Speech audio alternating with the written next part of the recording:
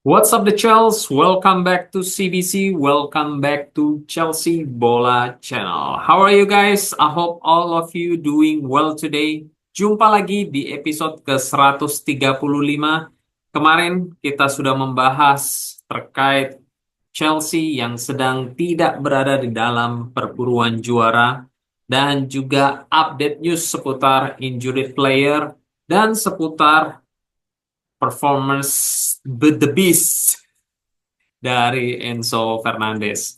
So, buat teman-teman yang ketinggalan dapat langsung klik link di atas. Oke, jadi di video kali ini kita akan membahas shocking news seputar Mudryk dan juga update transfer lainnya yang meliputi Joe Felix dan lain sebagainya. So, pastikan teman-teman sebelum lanjut untuk mengklik tombol like dan juga buat teman-teman yang baru pertama kali menonton channel CBC ini dapat langsung mengklik tombol subscribe.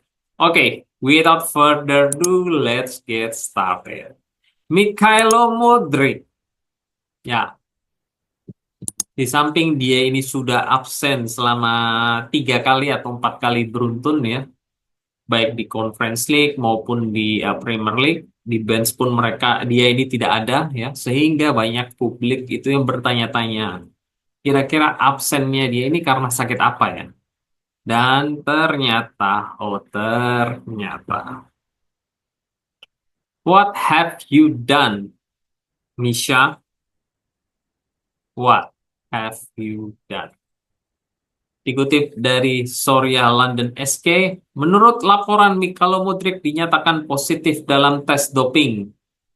Zat terlarang ditemukan dalam sampel E pada akhir Oktober. Sampel B diharapkan akan dibuka dalam beberapa hari ke depan. Wah, serius ini guys, serius. Masih ingat di benak pikiran kita kejadian Paul Pogba yang terakhir itu menjadi pemain Juventus dan terindikasi di Agustus 2023 dia ini menggunakan doping sehingga dia kalau tidak salah di November 2023 itu sudah dipastikan diskorsing untuk tidak dapat turun di lapangan dan kontraknya diputus oleh Juventus di kalau nggak salah November 2024 ya. Jadi dia ini terkena hukuman skorsing 4 tahun akibat kasus doping yang diterimanya. Namun baru-baru ini dia mendapatkan remisi sehingga hukumannya itu dari uh, 4 tahun menjadi 18 bulan. Sehingga dia ini baru dapat merumput di Januari 2025 dan statusnya saat ini itu pemain free transfer ya. Jadi 18 bulan itu masih sesuatu hal waktu yang cukup lama. Dan Mudryk ya, padahal kita tahu dia ini kan tidak bermain di Premier League lah. Terus buat apa dia ini melakukan doping tersebut? CDC itu nggak paham teman-teman. Apakah mungkin pada saat dia membela timnas Ukraina? Oke, kita langsung lanjut. Next, dikutip dari Charles HQ. Sampel kedua masih dinilai. Mikhailo Mudryk dapat saja di-ban hingga 4 tahun. Pemain internasional Ukraina gagal doping tes, tapi sampel kedua masih sedang tahap evaluasi. Next, dikutip dari Soria London SK, media olahraga Ukraina lainnya melaporkan hal berikut dari sumbernya masing-masing. Setelah tes pertama gagal, ada permintaan sampel kedua yang sedang dalam proses pengungkapan. Mudryk berpotensi menghadapi diskualifikasi hingga 4 tahun. Next, dari Matt Law, laporan lebih lanjut di Ukraina mengklaim zat yang ditemukan dalam sampel Mudryk adalah meldonium, obat peningkat kinerja yang dilarang pada tahun 2016. Perwakilan pemain belum berkomentar. Next, dari Mailsport, ada keyakinan bahwa potensi kontaminasi mungkin terjadi di luar negeri karena zat yang terlibat tidak tersedia di Inggris.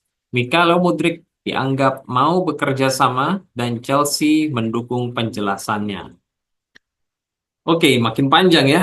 Next, dikutip dari Daily Mail, Mudryk tidak dapat terseleksi ke dalam tim karena dugaan temuan analisis yang merugikan. Melsport memahami bahwa penyelidikan tersebut diperkirakan berpusat pada suplemen yang terkontaminasi dan tidak tersedia di Inggris. Yang terakhir, dari Chelsea Dodgers, breaking, Mykhailo Mudryk untuk sementara diskors dari sepak bola setelah diberitahu tentang hasil tes narkoba yang positif oleh FA. Oke, pada akhirnya Mykhailo Mudryk memberikan statement. Saya dapat mengkonfirmasi bahwa saya telah diberitahu sampel saya yang diberikan kepada FA itu mengandung zat terlarang. Ini sangat mengejutkan karena saya tidak pernah dengan sengaja menggunakan zat terlarang ataupun melanggar aturan. Dan saya bekerja sama dengan tim saya untuk menyelidiki bagaimana ini bisa terjadi. Saya tahu bahwa saya tidak melakukan kesalahan dan tetap berharap bisa kembali dengan segera ke lapangan. Saya tidak dapat mengatakan lebih banyak lagi untuk saat ini karena kerahasiaan proses ini, tetapi saya akan segera memberitahu sesegera mungkin sebisa saya. Ya, semoga saja apa yang disampaikan Mykhailo Mudryk ini benar adanya dan bukan sebaliknya.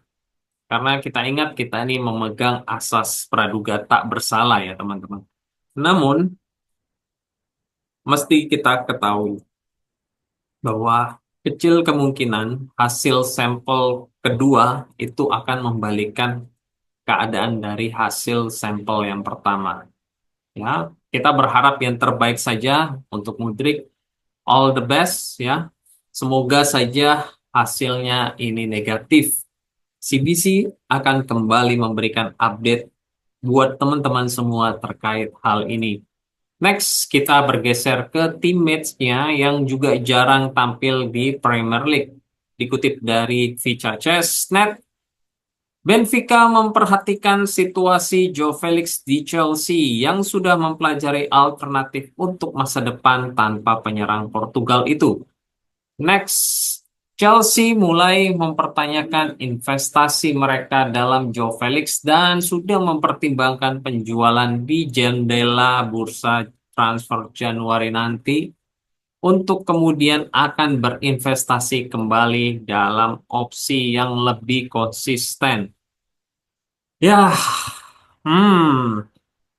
Joe Felix ya, komen dari CBC, kalau kita melihat performance dia minggu ke minggu di Carabao Cup dan juga Conference League dan beberapa di Premier League ya. Kalau CBC lihat dia ini pemain yang masih punya passion untuk bermain baik di Chelsea dan dia ini kita tahu semua skillnya tidak perlu diperdebatkan lagi. Namun yang jadi pertanyaan itu adalah posisinya dia di Chelsea itu di mana? Karena kita tahu dia itu sudah ada uh, Cole Palmer ya. Dan pelapis dari Palmer, posisi naturalnya adalah Nkunku. Sehingga Felix ini beberapa kali kita lihat digeser menjadi left winger untuk menggantikan Mykhailo Mudryk maupun Madueke yang sempat tidak perform kemarin. Sehingga begitu juga dengan Pedro Neto bila dia ini sedang cedera. Dan tentu saja pemain kita yang satu yaitu Jadon Sancho. Jadi menurut CBC dengan banyaknya winger saat ini dan juga attacking midfielder, kesempatan buat Joe Felix ini semakin kecil.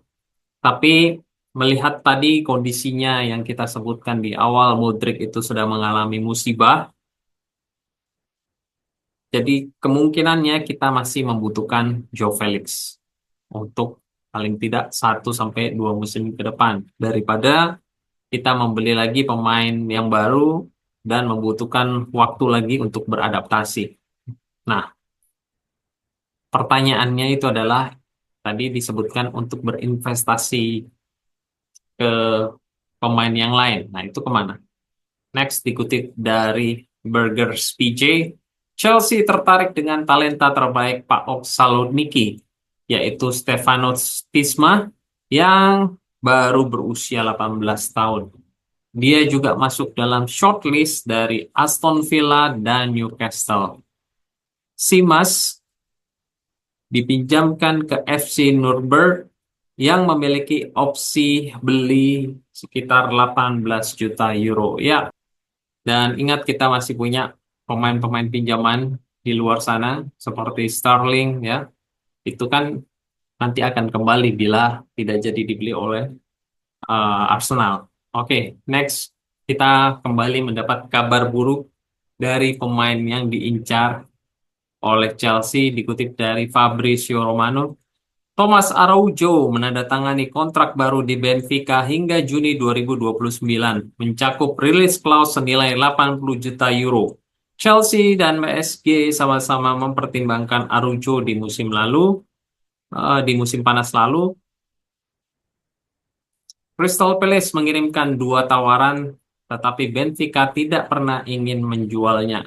Ya, beberapa kali CBC menyebut Araujo ini ya untuk dapat menjadi the future central back dari Chelsea, tapi tampaknya kabar sebaliknya itu datang bahwa dia memperpanjang kontrak dengan release clause 80 juta euro untuk dia dapat pergi. Jadi semakin sulit untuk Chelsea merekrut Araujo karena harus mengeluarkan nilai yang tidak kecil nominalnya untuk seorang center back. Ya, sejauh ini CBC cuma berharap di samping central back yang sudah ada, ya, Chelsea ini dapat meningkatkan kualitas center back-nya melalui pemain yang sudah matang di luar sana untuk dapat disandingkan dengan Colwill dan Fofana. Karena kita tahu Fofana itu rawan cedera dan Colwill itu masih 21 tahun. Jadi masih sangat muda sehingga kita membutuhkan sosok role model di central back. Dan di musim uh, panas depan akan bergabung Asel Mino dan juga Trevor Chalobah dari Crystal Palace jika dia ini tidak dipermanenkan oleh Crystal Palace ya. Ya kita harapkan kalaupun tidak mendapatkan back yang baru, setidak-tidaknya Trevor Chalobah ini dapat dipanggil dan mengisi posisi bersama Levi Colwill dan juga Fofana. Oke, untuk menutup video dari CBC ini, CBC punya update news seputar Raheem Sterling dikutip dari The Standard. Raheem Sterling tetap menjadi bagian dari rencana Mikel Arteta dan bertekad untuk masuk ke tim selama paruh musim kedua. Dia tidak memiliki rencana untuk mempersingkat masa peminjaman. Ya, betul. Stay saja ya di Arsenal. Jangan kembali ke Chelsea, Sterling. Di sini sudah sangat full untuk pemain di tipikal di winger, baik kanan maupun kiri. Kita punya Madueke, kita punya eh, Pedro Neto, kita punya Jadon Sancho, bahkan Modric yang saat ini kena suspend. Tapi Joe Felix juga bisa dimainkan di left winger ya. So, please, Raheem Sterling stay saja di Arsenal ya, karena kita tidak membutuhkan jasanya lagi ya, di Chelsea untuk saat ini. Oke, I think that's all di episode ke-135 kali ini. Don't forget to support channel CBC ini by subscribe, like, dan share. Thank you for watching. Take care, God bless, and keep the blue flag flying high. Come on the Chels!